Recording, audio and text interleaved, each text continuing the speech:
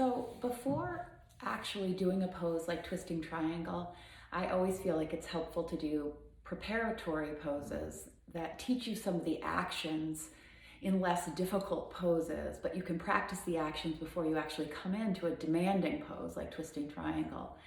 So I'm going to do a few poses on my mat with you, poses that I started off my class with this morning as we built towards twisting triangle, and break those poses down with you and really try to teach you the specific actions that go into building a pose like twisted triangle, okay? So for starters, we're going to lie on our back, and if you have a strap at home, let's make a tiny little loop. So the buckle is here, and you just create a tiny little loop that we're going to put our right foot through, okay? So lie on your back.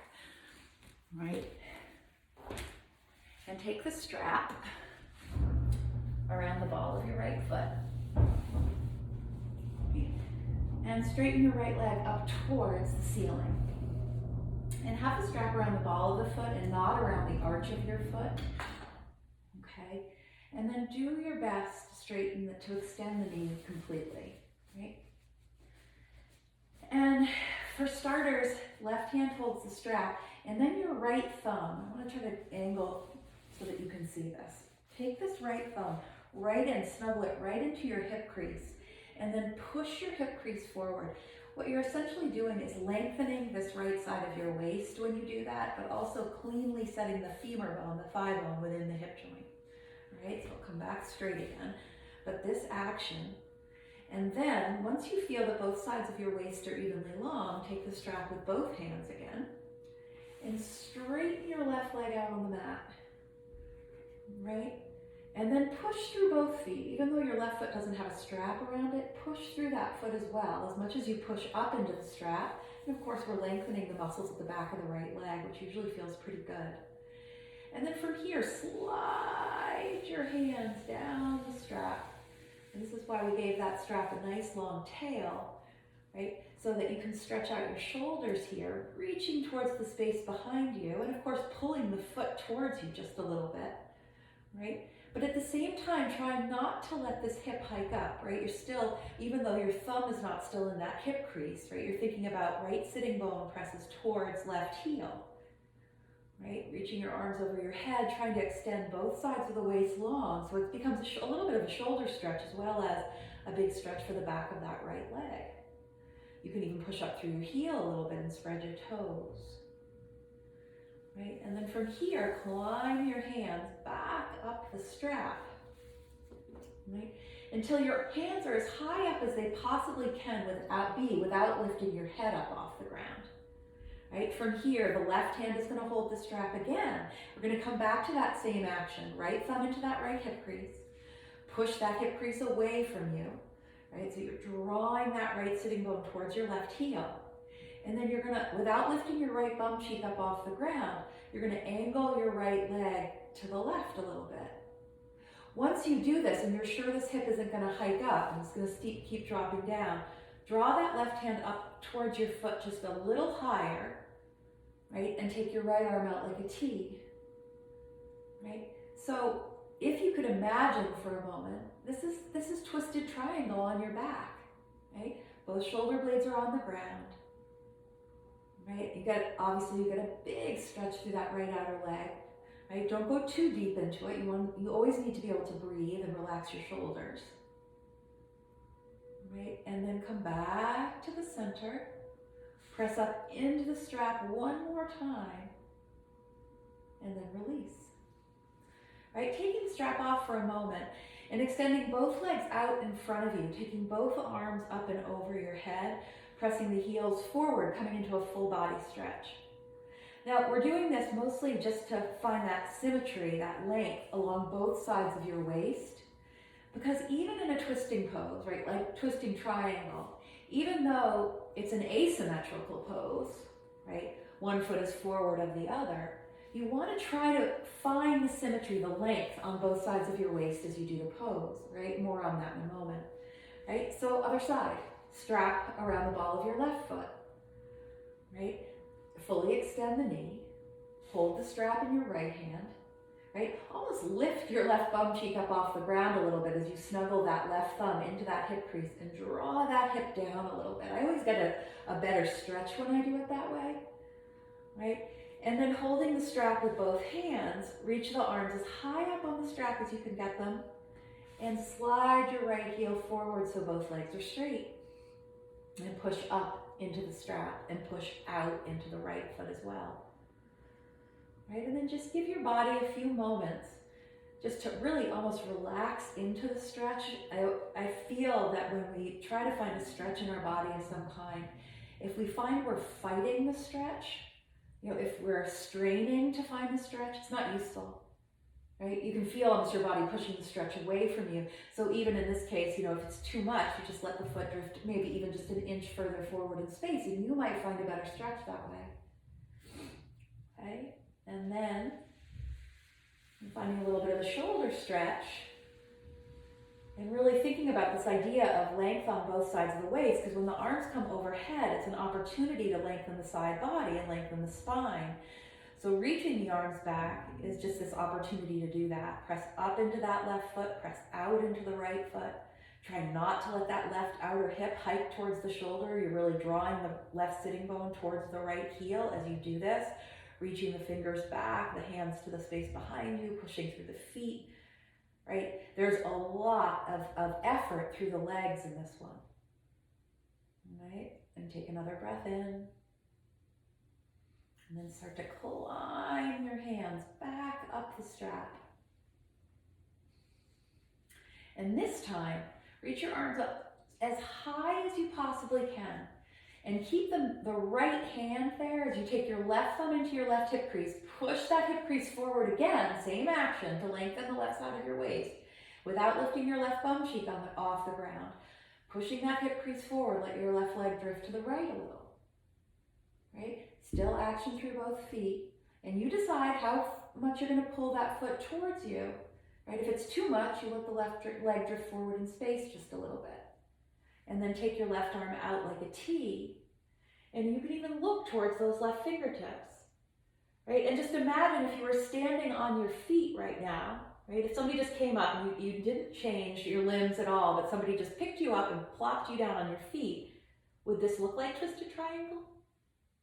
I think it might. Right? Come back to the center. Push up into the strap with your foot. Stretch the back of that leg. Right? And then release. And then put the strap off to the side. We're going to use our blocks next, okay? But again, just one more big stretch, right? Acknowledge the length you have on both sides of the waist as you take your arms up over your head. Right? Lengthening the spine, especially as you inhale. And exhaling. Right? Pull your knees in. Right? And then roll over onto your favorite side and give yourself a push up. Right? So we're going to come into downward facing dog next. Right? Setting it up from all fours. Right? Hands shoulder distance apart. Right?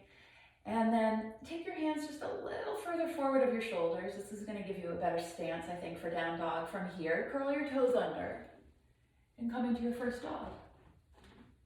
Right? Shake out your head and walk it out, bending one knee and then the other. And from dog pose, right, we're going to step the left foot forward.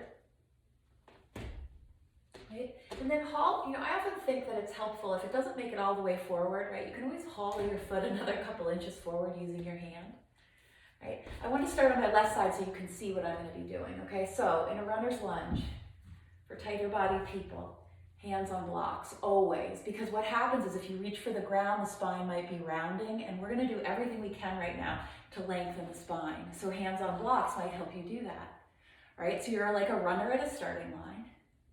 Right? From here, left thumb comes into your left hip crease.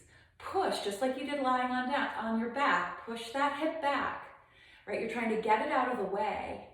As we twist to the left, the right hand's going to stay down, and the left thumb is going to stay in the hip crease until you're sure that hip is going to cooperate and stay back. And then some of you might take this top arm up. A lot of action through that back leg. And now we work the breath like we do in all twists. You inhale to lengthen the spine, drawing your chest towards the front center of your mat.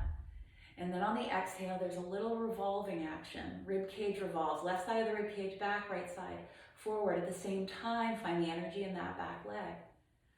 Right, take one more big breath in. Watch that this hip is not hiking forward, right? That's also going to do a number on that knee. Right, and then take your hand down. This is for most of us, you're going to flip your blocks on the higher side. Right, you're going to take a step in with this back foot, and you can see how I've angled my heel to the ground. Now both legs are going to be straighter, and we're going to practice pyramid pose. Same thing in pyramid, okay? So the leg is asymmetrical, right? One foot is forward, one foot is back. So you're going to take your left thumb again into that left hip crease and push it back as you pull your heart forward. Anchor into that right heel. The back leg should be straight and strong, and you are very anchored into the heel. Once you're sure that left hip is drawing back and not rocking forward, pull your heart forward. See if you can aim to get an even length on both sides of the waist. The spine is nice and straight. There's a little bit of a lift to the sitting bone so that the natural curve of the low back is present. Take one more big breath in. And then as you exhale, start to bend into your left knee. Right, put your hands on the ground and step back into downward facing dog. Right, and then walk it out a little bit.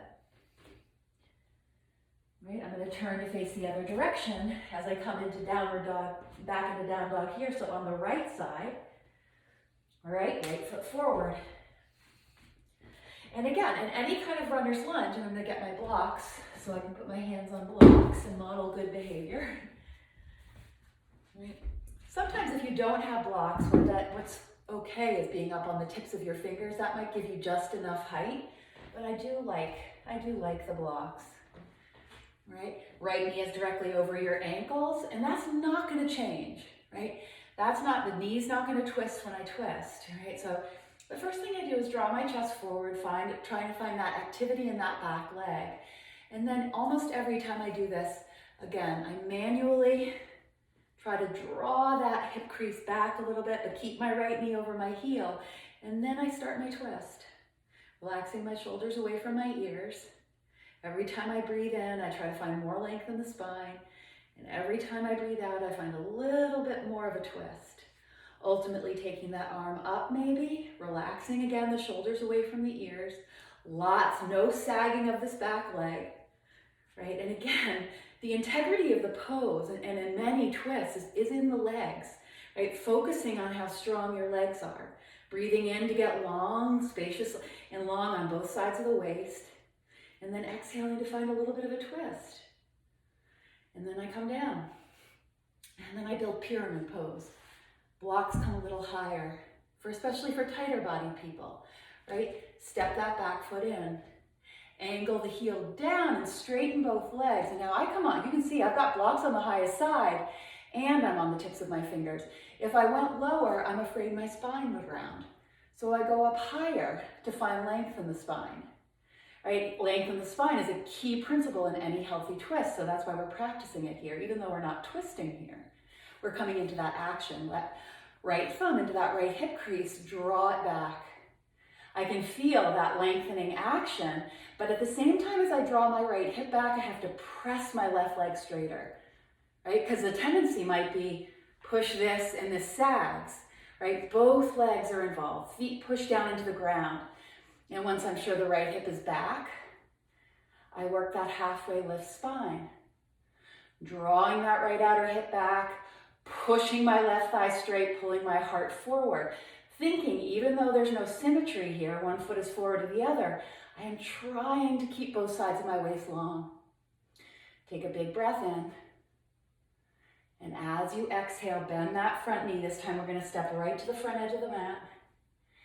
Take the hands to the shins, lift halfway up. Forward fold, breathe out. And then rise all the way up to standing. Look up, reach up, feel that length on both sides of the waist. And then hands to prayer, right?